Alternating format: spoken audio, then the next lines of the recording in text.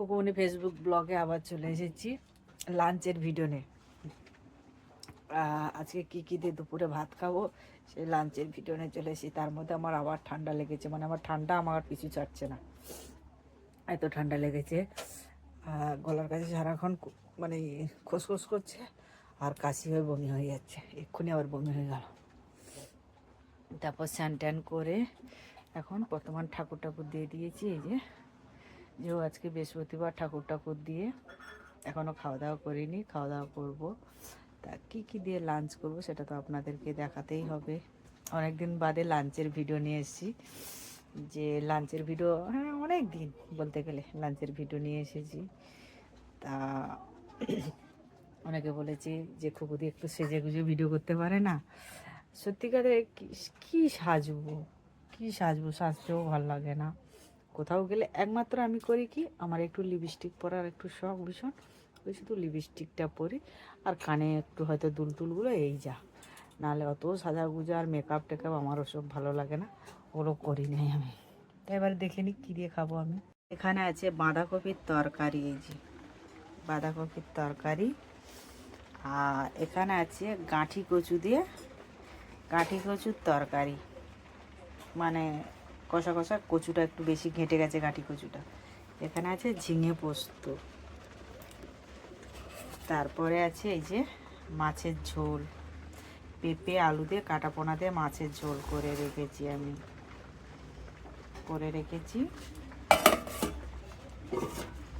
তা এখানে করেছি আমি ডিমের তেলানি মতন। মানে ডিমের তেলানি বলতে ভুল কথা, মানে পোচ করে তারপরে আমি এই তরকারিটা করেছি আর কি। কেননা আমাদের আবার আলু খায় একটু, তোমাদের দাদাভাই আলু না হলে হয় না যদিও, তাই এইসব রান্নাগুলো করেছি। তারপরে খেতে যাই, দেখতে থাকো। তা এখন খেতে বসে গেছি। কে কে খেতে চাও চলে আসো, যেহেতু এটা মাটিতে বসেছি। আর ফার্স্টে শুরু করছি বাঁধাকপি দিয়ে। এখন বাজে 3:10। তোমাদের দাদাভাই আমাকে ফোন করে বকাবকি করছে, খাবে কখন? আমি বলি খাবো ঠাকুর দিয়ে তারপরে খাবো, কারণ আজকে বৃহস্পতিবার পুজো টুজো দিয়েছি। বলে হ্যাঁ তুমি টাইমে খাবে না, দিয়ে সারাক্ষণ শুধু শরীর খারাপ বলে বকাবকি করছিল ফোন করে। জানি না কিসের জন্য অত। তা আজকের আমার তো দুপুরে কী লাঞ্চ দিয়ে ভাত খাচ্ছি সেটা তো আপনাদেরকে সব কিছু বললাম। কারণ আমি একটু রান্না করে রাখি, সকালবেলা আমার তাড়া থাকে, কাজে যাই।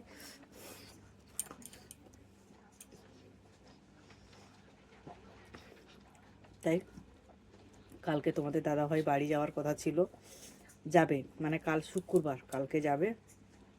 কেননা আমাদের ঘরের গ্রিল বসেছে দুখানা, তারপরে দরজা বসবে। কালকে মাপটাম নিয়ে গেছে পরশুদিন, তা ওই দরজাটা বসবে। সেই দরজাটা বসানোর জন্য কালকে যাবে বাড়িতে।